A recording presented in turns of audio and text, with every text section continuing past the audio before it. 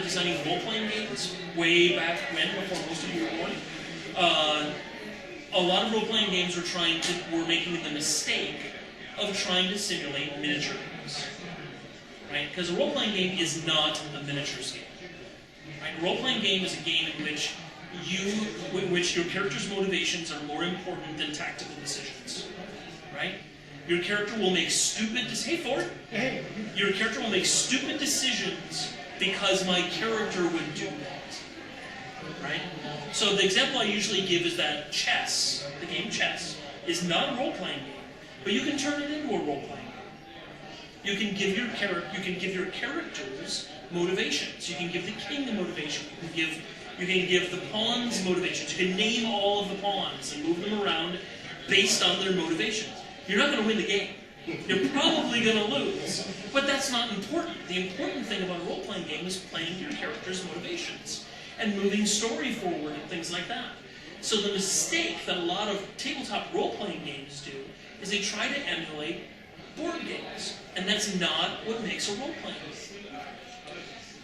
When I was playing in a lot of LARPs, I played Camarilla LARPs, Vampire LARPs, and things like that, Boffer LARPs and things. The mistake that I was trying to communicate to people but kept failing because I couldn't articulate it was that you're trying to emulate a tabletop role-playing game.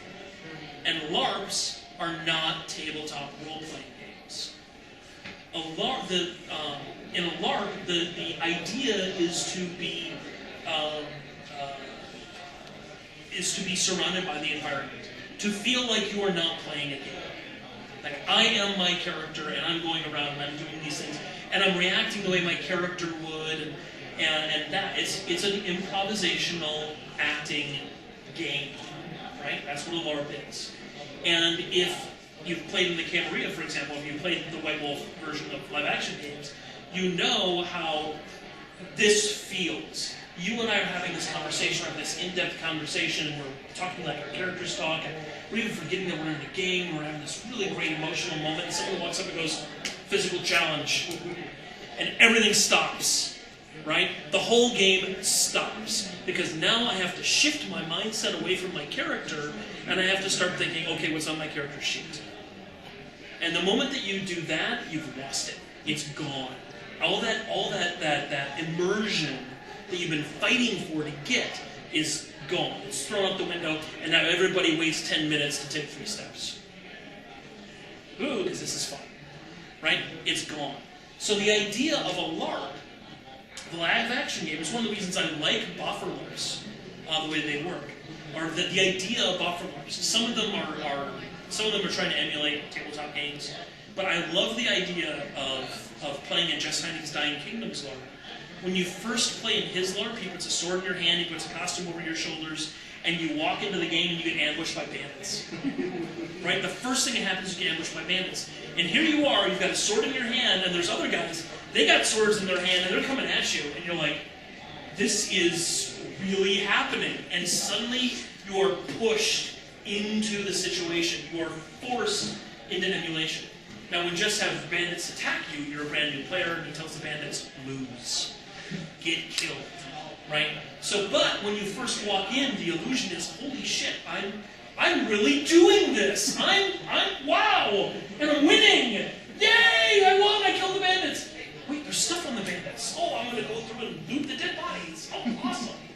Right? So that just throws you immediately into the immersion. He immerses you into the system. And he has a very simple system that you don't have to keep track of numbers. If you get hit, you never hear anybody say this. 4, 4, 4, 4. Because nobody can do that. People say they can do that math, and unless you're, Stephen Hawking, you can't do that. I'm sorry. It's just not going to happen. Especially when you're deducting armor points, and, it's like, bullshit. I call it bullshit. But Justice System is very simple. You just don't want to get hit. And again, he does everything possible to keep you in your character's head. So when you're designing a LARP, the idea is to do that. Is to, when people walk in and they're in costume and they're wearing their big cool, foam swords that they paid $150 online for, and all that stuff, people come invested to your game. It's not like a tabletop game where we sit down in t-shirts and jeans or eating chips. People want to be emotionally invested in a LARP. And the way you do that is you make sure that they never look at their character sheet. They never look at their character sheet. Design a LARP that means that people never have to look at their character sheet. Or if they do, make it as little as possible. So that's the whole idea of just ditch initiative, just ditch all of the stuff that you don't need. LARPs should be about stripping down, stripping down, stripping down. Do we need this? Do we need this? Do we need this? No, no, no. Okay, we need this, but no, no, no. And just get rid of things, get rid of things. For the Houses of the Blood LARP that we're going to run tomorrow, and the system that I kind of cribbed for today for the Legend of the Five Rings stuff, it really breaks down to, it's a parlor LARP instead of a buffer LARP. But we have duels. But essentially, as an example of what I'm talking about, the House of the Blood LARP uses style points. Because in Houses of the Blood, you're playing the Lady Gaga of the fantasy world. You are a noble, you've got money, you dress outrageously, you make big splash, and you have style points. It's like whenever you do something big and fantastic and outrageous, the narrator, me, is going to come to you and say, that was awesome, have some style points. Keep going, that's great. You have a big tragic moment where your lover breaks your heart and, oh, and you think about throwing yourself on the dagger and, no, I must get revenge. I'm like, awesome, here's some style points. That was great, keep doing that. So players get style points, get rewarded for acting in character. Because like my buddy Jared says, game design is mind control. You really can control players' behaviors by rewarding them in certain ways. And then the way that style points work in the game is very simple. I have a style point here, and I can use it to do things like this. Isn't it true that you and I are cousins? Now he has the style point. Isn't it true that I'm sleeping with your husband? Oh, absolutely. Yes, excellent. Isn't it true that I know a secret passage into your castle that you don't know about? No, you do not. I don't. No, then you don't get my style point. You said no. Oh. You don't get it. How about 2 style points? Can I offer you 2 style points to know a secret passage into your castle that you don't know about? Ah, excellent. Paul Tevis calls this, I get to win and you get to be awesome. And the way that it works is that now, because he has 2 style points, he can go to other people and say, isn't it true that? Isn't it true that? And the whole game builds with player motivations, which is the second part of what I want to talk about today. The first part is that do not make your LARP a tabletop game. Don't do that. The second thing is let your players run the game. Just let them. When I run my LARPs, I do not have plot. I don't need plot. I follow the Alfred Hitchcock theory of plot development, which is if you have great characters, you don't need plot. So what I do is, I will go around and I will motivate players in certain directions. I will say, isn't it true, you two, that you hate each other? Yes. Done. You guys are set. And now you're going to go off and go, okay, so we hate each other, so how are we going to do that in the game? And now you're going to have a scene, and you're going to say, John, we want to have a scene over here where we hate each other, and we're going to, vow revenge against each other and all that stuff. I'm like, that's awesome. Here's 5 style points apiece, go do that. And I will stop the game and I'll say, pay attention to this over here! And the players will pay attention to that, and you're entertaining the rest of the players, and I'm like, yes, I did nothing. I don't need plot. You guys are going to make my plot for me. And this also comes down to something that Robin Laws said that I think is very insightful, but just a little bit off. Robin Laws said that a role-playing game is the literary medium where the author and the audience are the same person. And I think that's really insightful and really brilliant. I always tell Robin, yes, except for fan fiction, but that's a different thing. But you are the author and the audience of your character. You are the author of your character and you're the audience of your character. I think that Robin's definition needs to be revised or expanded a little bit to say that a role-playing game is an ensemble game where the players are the author and the audience. My job in a role-playing game as a player is to entertain the other players. and myself, but to entertain the other players. My job as a narrator is to kind of like guide that and kind of make sure that everybody's getting spotlight time and making sure everybody, making sure everyone's involved and dropping plot seeds when one player looks bored. I'm like, I know what that player wants. Here it is. And he'll go, oh, yes, this is what I want. And now I'm going to go do things with it, right? So the idea of a LARP is to understand that the audience is the other players. Hey guys. So the audience is the other players. Now what this means is it comes down to something I wrote in the House of the Blood game, which is the Morley Wick method of role-playing. My friend Sheldon Morley and I were going to Vampire LARPs, and we had these really rich characters, these really in-depth, 15 pages of backstory characters, and we'd go to the Vampire LARPs and we're like, we are not having fun. Why are we not having fun? We would drive home going, why are we just not, we're not having fun? There are two answers to this. One of them is mean and the other one is less mean. And the one that's mean is that Vampire LARPs are about becoming Prince, and anyone who isn't doing that is wasting their time. But the more insightful and more useful answer to that is that we had these incredibly rich, colorful landscapes in our head. We knew these big, insightful character histories in our head, and no one else could see them. So why would anyone else care? It's the David Mamet school of acting, which is people who go on stage and have these rich character, these rich background for the characters. They know what happened to the characters in the 5th grade, and David Mamet is like, say your goddamn line. Communicate to the audience. You are not the audience. They're the audience. And everything that's in your head right now, that big, rich detail thing, is masturbation. If you aren't communicating that to the audience, you're wasting their time. And in a LARP, in a role-playing game, the other players are your audience.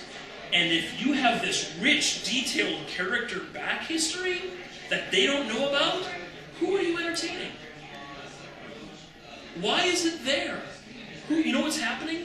That big, rich background character history is getting in the way of you playing with the other players. When I play games, I have no character history. Because I want to see what other characters are doing and hook onto that. And if I have this big background character history, I can't do that. I can't improvise. If I already know what's true, I can't improvise. I can't hook you into my story if my story's already detailed. I was at a LARP once where I was playing a character the first time as a vampire LARP, and there was a story about a little girl in a voodoo ritual, and the voodoo lady was like, I want my daughter back, I lost my daughter. And I had this big history for my character, and I went, I had a daughter once, and I lost her too. And I was hooked in. That wasn't true. It wasn't true about my character history at all. And I went home and I went, screw this. This is more interesting. I just threw that character history away and I'm like, done. Your job as a player is to entertain the other players. And you can't do that if your story is in your head. You have to project that out for the other players to see. The problem with that is, in a PvP environment, if you show that to other players, it's a PvP environment. If you show other players your weaknesses, they're going to exploit them and kill you. Because it is a PvP environment. Which is why, in my opinion, LARPs that are PvP are dysfunctional. They don't work. Because in order to play a role-playing game, you and I are buddies, and I can say, my character has this weakness. And you're like, oh, that's cool. And then we think, okay, what's that? Yeah, and because I trust you, I'm like, hey, my character has this weakness, and everybody knows it.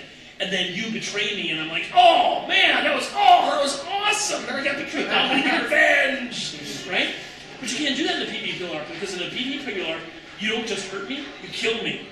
Because it's a goddamn PvP LARP. And everybody is an enemy. How can you create an environment? How can you be daring with your character in an environment where everyone's an enemy? No.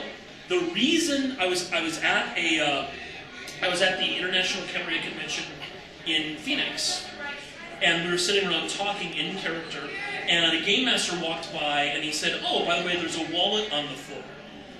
And one of the other players looked at the game master and he says, "No, sir, I am not interested in your plot." And the reason he was not interested in the plot is because I have to protect my character. It's a PvP game. I have to protect my character. Why do you think when you go to Vampire LARPs, everyone is doing this? They don't want their characters to get in trouble. They don't want to engage the other players. Why would you engage other players if they're going to try to kill you? No. So everybody is doing this the whole time. Except for the really big black sheep bullies. You know, the guys I'm talking about, the guys who are MC-15, and their whole sheet is filled, all those little dots are black. And they're like, "Oh, look, it's the plot. I'll take that. Fuck y'all. I'm going to take it to this little room over here, and I'm going to lock the door, and the rest of you can just suck it." And you can do what a friend of mine calls couching it. Because this is what you do in a Vampire LARP if you're MC1.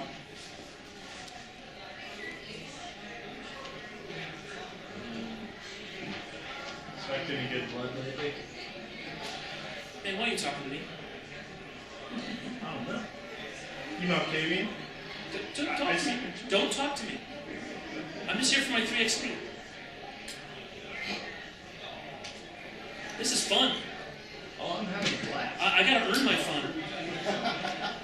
So that's what happens because players are not engaged. Why should they be engaged? If they get engaged, someone's going to kill them. That doesn't work. So my third piece of advice is this. Ditch the entire idea of PvP LARPs. They don't work. They're schizophrenic. They say they're going to do one thing and they end up doing another. In a PvP LARP, it won't work. The players don't feel safe to create. They don't feel safe to share. They don't feel safe to take risks. Instead, do a PWP LARP, players with players. And it works like this. Sir, what's your name? Scott. Scott. Hi, Scott. I'm John. John. Hey, I want to be enemies with you in this game. Is that cool? Sure. Okay, Scott, what we're going to do is, at some point during this game, you and I have to have a fight of some kind, right? And we're going to be playing, what's your favorite role-playing game? Pick one. I play Dungeons and Dragons. Dungeons and Dragons, excellent. Okay, so I'm going to be the thief and you're going to be the paladin. Okay. And all the way through the game, you and I are going to bicker.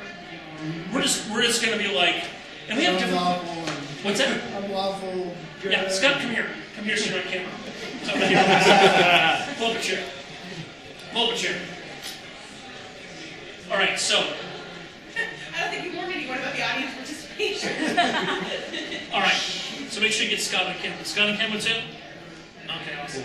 So you want to be the paladin or the thief? I'll be the paladin. You'll be the paladin. I'll be the thief. Okay, excellent. And we're going to have a scene during this game. Somewhere in this game, we got to come to blows. Not real blows, but like, I can hurt you, right? And let's have it so that the next time we find treasure, right? What I'm going to do is I'm going to make a big deal about the fact that you don't want money. Because you're a paladin, you're going to be donating your money to the church, right? And what I'm going to do is I'm going to say, you're just going to give 10% of that away anyway, so I'm going to take 10%, and you can have less. That sound like fun? Yeah. And then we be like... How about I take all of it and give it all to charity. Give it all to charity. Okay. Because you're doing wrong anyway. Yeah, I'm not doing wrong. I'm looking out for myself. My dad owns this tavern and he's being bullied by the local crime family. And I've got to pay off his debt. If I don't get gold, they're going to kill my dad. Oh, I didn't hear about your dad before. Why don't we just go over there and take care of that other business and you can give all that money to the church and I'll just take care of it. Really? Yeah. You would do that for me? Why would you do that for me? Hey. You know, Okay, well... this is how we roll. Well, okay. That's And then suddenly this disagreement that Scott and I have has turned into a plot point that the game master goes, oh goody. Oh, this is going to be fun. The thief and the paladin working together to do this. This is awesome. So yeah, the disagreement, player disagreement, only works. It only works if the players conspire together and have a trust for each other, right? How many games, how many D&D games have you been in where the thief and the paladin get in an argument, and somebody goes, okay, I'm pulling this one, right? And then suddenly it's like, oh, okay, well, for initiative and blah, blah, blah. Yeah. But in this kind of situation, we can go, all right, we want to have disagreement. We want to be the two guys that are fighting all the time, and then To entertain the rest of the players. And then we go back to your temple to give the money back to the church, and the game master goes, the sacred artifact from our church has been stolen. And I'm like, but I know who took it. Yeah. I bet I know who took it. Okay, look, you did this thing for me, I'm going to do this thing for you, okay? But don't think that this means that, you know what I mean, right? Okay, you go doing your holy thing. I'll be over here doing it. And so we go and find out that, and the game master's like, goody. So we've come up with a situation where character disagreement exists, and the players get really, other players can even get nervous about it. They're like, oh, John's not gonna start, But we can fight about it. We can go, okay, and then leads to plot, right? Next. Okay, you can go but sit. Next. So this is what happens when you have a PWP environment, where the players feel safe to have disagreements with other players, to have rivalries with other players, to even go so far as to say, you're my enemy. I'm going to do everything possible to thwart your dreams. I'm going to piss in your punch. I'm going to make sure that you die alone.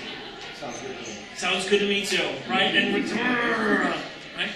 But you can do that because you're not actually trying to kill each other. I'm not actually trying to kill his character. I'm trying to create a situation where we can have a rivalry. And get this. I even feel safe enough to say, you're going to win. I'm going to lose that rivalry. But I'm not going to look like a chump. I'm going to be like Sam Jackson. I'm not going to look like a sucker. Right? I'm not going to go out like a sucker. Right? So we can agree on how that's going to go, and then have that scene in front of the other players, and the other players can come to us at the end of the game and go, man, that was awesome. Wow. Because the players, believe it or not, will get invested. They will pick sides. They will pick sides between him and me. And when they win and when we lose, or when he wins and I loses, the people who picked my side, you know what they're going to go? They're going to go, we're going to get that guy. We're going to get that guy. And they're going to come to you and go, hey, we want revenge. And you can go, all right, how are we going to do that? Right? LARPs are not about recreating miniatures games. They're not about recreating tabletop games. They're their own environment. And it's an improvisational environment where the players have to feel safe to create. And if they feel safe to create, they will create these things and they will take you by surprise. I've had things happen in my House of the Blood Lord back in Phoenix that I'm like, oh, wow. And I'm running the damn game and I had no idea this was going on. My players meet at Denny's after each game and they spend 5 hours plotting. They're plotting and they're like, They're not plotting against each other, they're plotting with each other. And they're like, how are we going to surprise John? How are we going to surprise John? And I just sit back at the LARP. I do my announcements. I'm like, welcome to the August LARP. Here's the things that's going on. Here's the environment. Tonight's host is this person. Go. And I just sit back and I watch them. And they perform for me. It's beautiful. It's amazing. What's that? And each other. And they perform for each other. And the reason they can do that is because they feel safe. And because I provided them a mechanic that allows them to create plot with each other. You don't have to use style points, you don't have to use anything that I said. You can come up with mechanics to do that for yourself.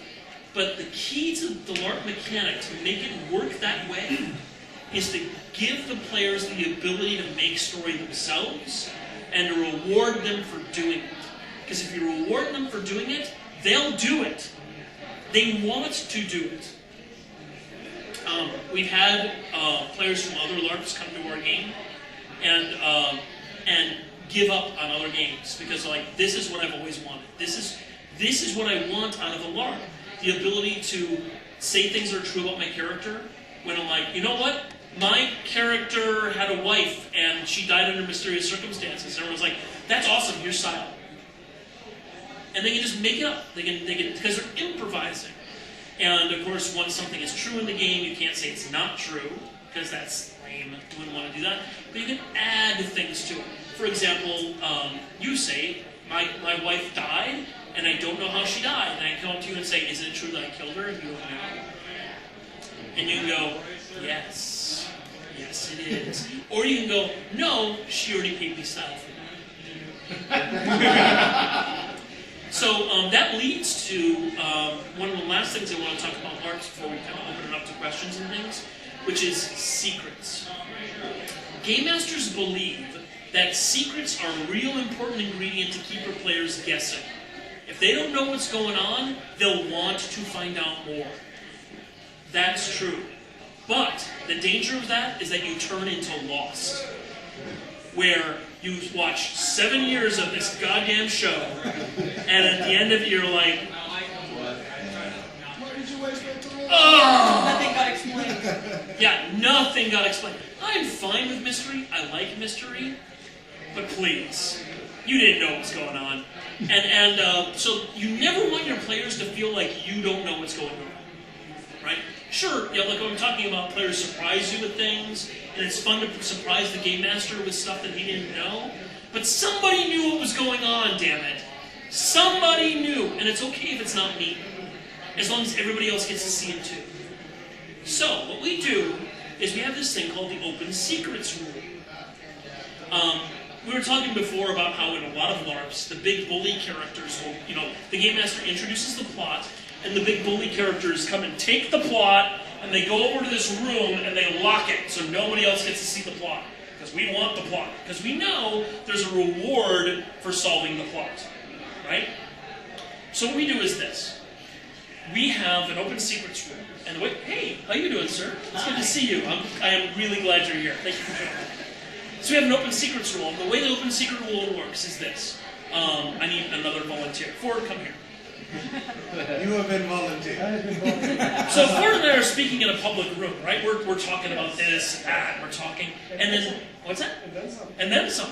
And then I say, you know what? I want to tell you this secret. Let's go to a private room. So we announce, secret meeting!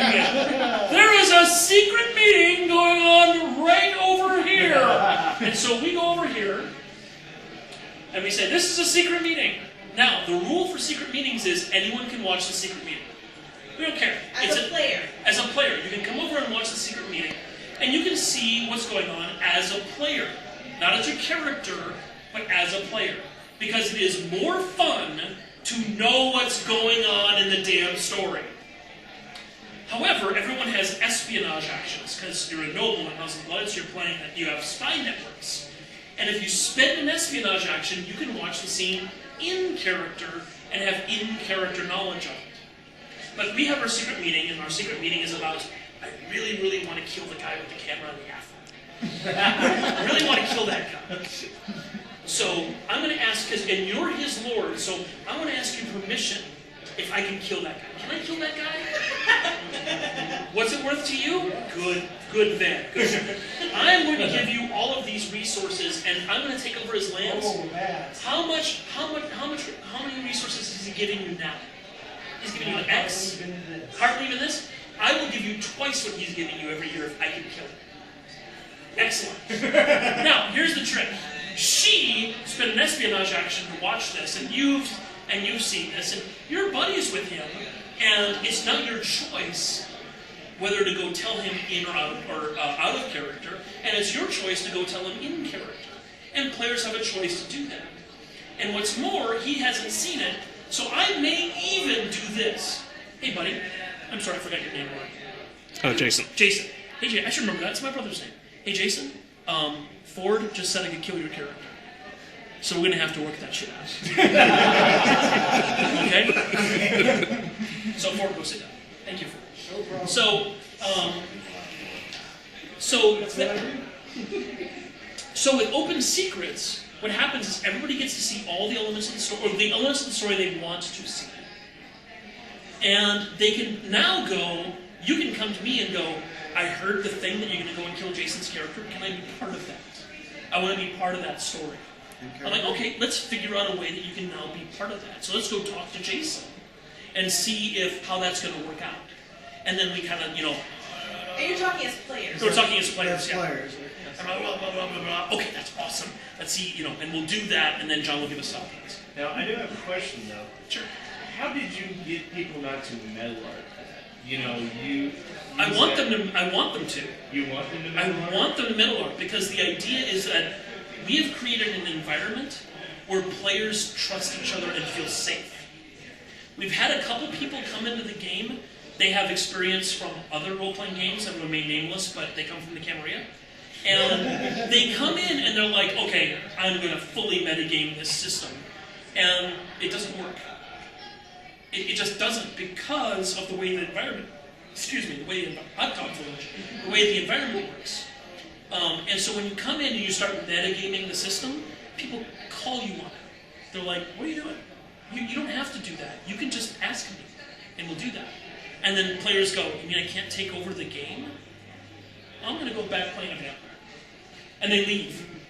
I don't have to ask them to leave.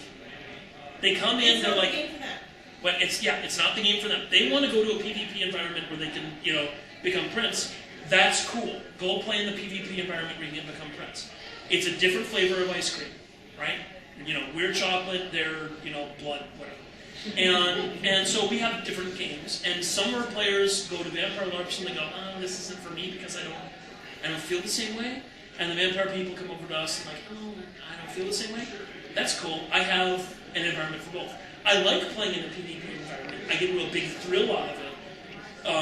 But I have a lot of players who don't. And so I take them to the PvP environment. I'm like, this is what this is like. And some players like it, and some players don't. And they're like, okay, that's how it works out. But if you create an environment where players feel safe, that they can put their character at risk, they can literally stick their necks out, and other players are respectful of that and go, oh, so-and-so is doing this thing, that's cool. When the scene is over, I'm going to go to them and go, I really like what you're doing, can I be part of it? Okay. And then that player gets to go, yes, well that role's already filled. And so they become kind of game masters themselves because they're the author of their plot. And then they get to, invite people in or whatever, however they want to. Babe, I should also point out that that environment also allows people to play characters, so metagaming isn't an issue because they're more interested in sticking to what their character would do. Yeah, they're much more interested in that. It's something else that we've done with the environment that's a little thing that turned out to be a really important thing. We forbid the narrating staff from playing NPCs. And what happened is that because NPC theater is so tempting. Does everybody know what I mean by NPC theater? There's a couple people saying no, so I'll explain it really quick. NPC theater is when I'm playing an NPC, I'm the game master, I'm playing an NPC, I walk into the game and I take it over. And now an NPC is in charge of the game. So you're upstaging everybody. I'm upstaging everybody. So instead what we do is that we have a rule that usually the game lasts about 4 hours. And I learned this from Jess Heineck, because he's brilliant, is I say one of those 4 hours, not always, but you are expected to play an NPC. Your character's going to go off and do something, and I'm going to pull you aside and say, I have this role for this really, this really cool NPC. I'd like you to play this role for about an hour. Do you want to do that? I mean, I have this other NPC to play, but I need someone to play this NPC, and decisions. And so what happens is players take over the roles of those NPCs, and they become attached to those NPCs because now it's like a second character for them. And I usually pick players when a powerful NPC comes in. I usually pick a player that I'm like, okay, they're not going to stomp on people. But I generally don't have to worry about that too much. So players start adopting NPCs, and then the other players start getting emotionally attached to those NPCs. And because this NPC is associated with you, it becomes fun. I'm like, hey, this NPC is showing up again, so I need you to play your player for about 30 minutes. It's like, yes, I get to play this character, and run around and do that. And that way, the narrating staff is always outside the game. We're always answering questions. We're always filling people's cups. We're always, doing stuff that isn't directly involved with the plot. And that way the game is about the players and not about the big butch NPC who shows up and takes over. So that's a little thing that again, it's showing the players, we trust you, be powerful characters, go. I don't care about game balance, I don't care about any of that, because the players are going to each other saying, can I do this? And the other players go, no, that really doesn't fit with my character. Okay, well, that's cool, I'll keep my style point, and I'll say, can I do this? And I respect that because you are the author of your character, and I'm the author of mine. And so that's how that works. And that's why everything you know about LARP is wrong. And how, and we've done our LARP differently, and what we've learned from doing it that way. And now if you guys have any questions, I'd be happy to answer. What's your favorite game like? Mine. Well, He asked, what's your favorite LARP? And I'm like, mine. My second favorite LARP is Just Hiding's Dying Kingdoms LARP, which is in Los Angeles. It's a buffer LARP. And it's very different. I learned a lot about LARPing from Just Hiding. Because he's a big LARP fan. He really likes live action. He likes that immersion. And so everything that he's designed about the game is to do that. Is that you don't need a character sheet to play in his game. And you don't need to remember how many hit points you have. And you don't need to remember your spells. And you don't. And he does other things too that he's told me he's stolen from other people. But Jess has this uncanny ability to steal things from people and make them better. So he has spell packets. But the way he does spell packets is really, really cool. He does it in this completely different way that makes me want to play a wizard in a LARP and throw things at people. So, but yeah, Jess's Dying Kingdoms game is really fantastic. Any other questions? When you're talking about in the Houses of the Blood, for example, killing Jason here, We're going to do that later. so I presume you can only actually kill him if Jason decides he wants to die. Yes. And the question is that essentially boils down to, yes, players decide when their character is going to die. And I have people in the game right now who have scheduled their character's deaths. It's like, I'm going to die in September. And they have a whole scene planned out. They've been building toward it. They've made sure that there are spotlight scenes where the rest of the game will understand the context of what's going on. And it's players have decided, like, this character has run its course and needs to die now, so that their story is complete. Or stuff worse than death. Or stuff worse than that. We had somebody trapped in a medallion that another player is walking around wearing at the game. And at some point, that character's going to get out. And of course, if I play Jason's brother, when you kill him, I'm going to get my revenge. You are going to get your revenge. Does everybody know the Inigo Montoya rule? Your father. Okay, the Inigo Montoya rule is a common rule in LARPs, which is if your character gets killed, you cannot play a character who is associated with that character. Right? And so if my character gets killed, I cannot play a character who is his brother. Because there's no revenge. We say, screw that rule, we embrace the Inigo Montoya rule. I want you to play that character's brother. I want you to play a sister. I want you to play a character who's going to come into the game for the sole purpose of getting revenge for my other character's death. Because that'll be fun. Because then I can come to you and say, I'm the Inigo Montoya character. How are we going to have fun? And that, how are you going to have fun? That's the question. So halfway through like a 4-hour thing and someone says, hey, can I kill you? And then you're like, that goes with the story pretty good. And what do you do for the rest of the game? Well, no, if you say, yeah, you can kill me. Yeah. What do you just sit around or do you kick them No. I'll give you an NPC. Usually when players say, I want to get killed, I will either give you an NPC or I'll turn you into a specter.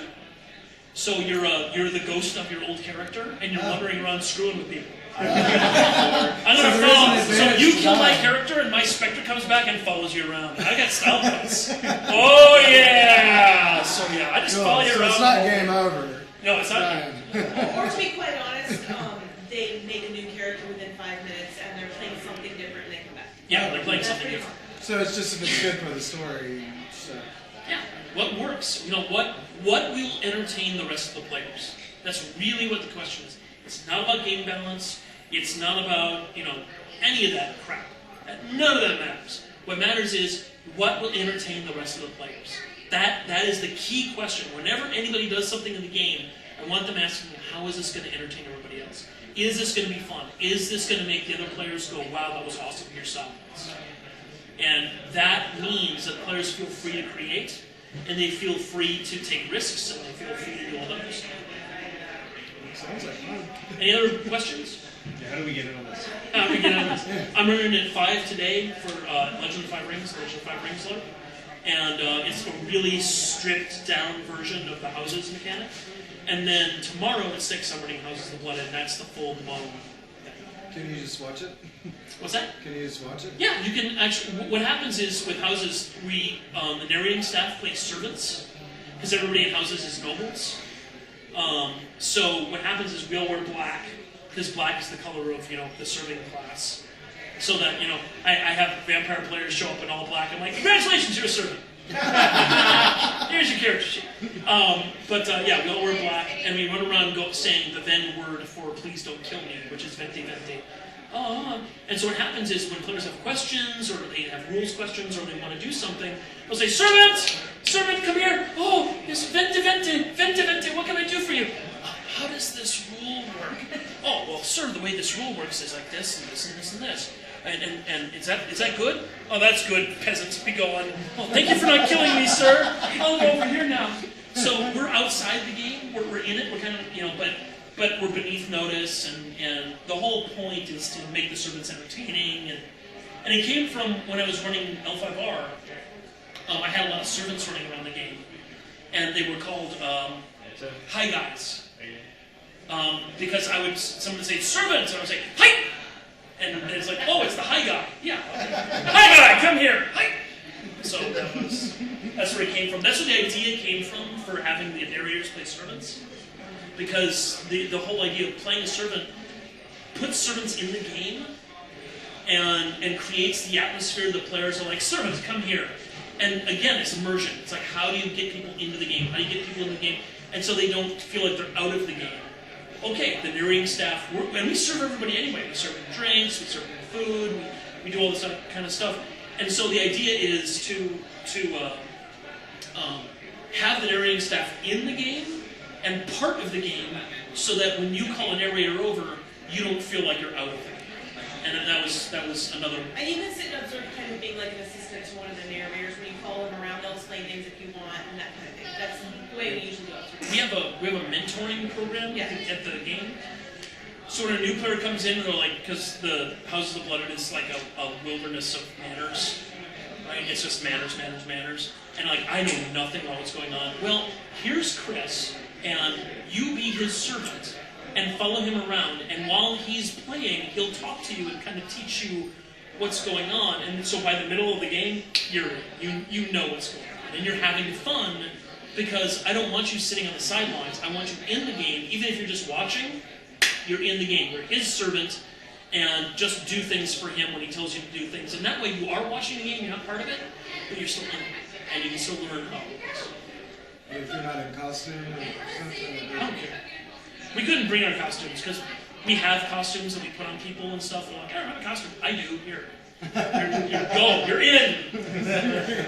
So. Any other questions? No? 15 minutes. And 15 minutes? You have 8 minutes, because supposedly 4:45 is when they close the room. That's right, and then 5... You have to get up to the... And 5 is the Legend of 5 Rings LARP, which is in the LARP room at 2:30 on the second floor. 2:30. Yeah, room 2:30. So if you want to come to that, see how all this works. We were told in the gaming department that it's on the 5th floor. No, gaming's on the 5th floor, but LARP room is 2:30. Okay. I know, that's kind of weird. That's Actually, we were told both. There's the game room, and then down the hall is the LARP. okay, well, we'll go. We'll You're check. full of They've been lies, telling Jordan. us it's I wasn't 2:30. Lies. All right, so I can yell that's at You have to I pay guess. style for that to be true. that's true. So that's my LARP seminar thing. I hope you enjoyed it. I hope you had fun, and we're gonna go run the level 5 LARP now. So come and be a samurai and kill people with katanas. So, be gone!